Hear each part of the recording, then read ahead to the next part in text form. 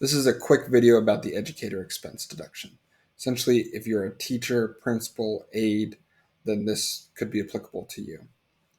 It's not too big, but it's something. So the IRS says if you're an eligible educator, you can deduct up to $300.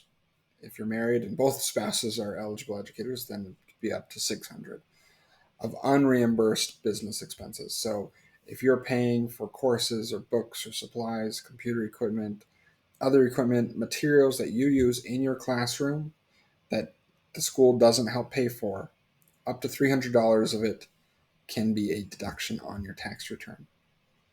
So just to know, an eligible educator is someone who teaches between kindergarten through 12th grade, instructor, counselor, principal, or aide, and works at least 900 hours a school year. So you do need to make sure you qualify for it and that you have those expenses. And ideally, you want to have receipts for those expenses organized in the unlikely event that you're audited.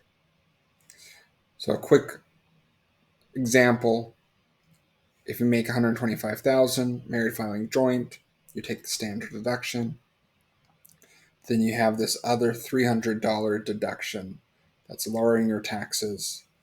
In this case, this person has a little bit of their marginal tax rate, a little bit of their income being taxed at this 22% bracket. So that 300 is coming off that income. So therefore, it's saving them, uh, let's see, 300 times 22%, $66. It's lowering their taxes by $66. So you can see 11,955 owed. If we change that, it goes up to 12,021.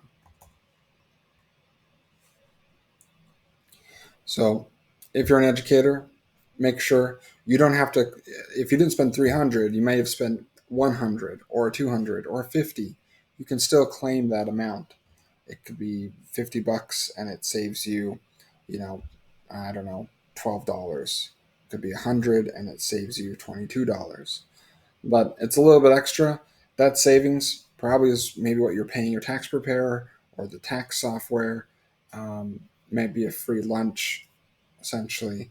So you might as well include that if you're paying those expenses as an educator. In my experience, most educators are definitely spending that much or around that much a year on school supplies that they're not reimbursed for.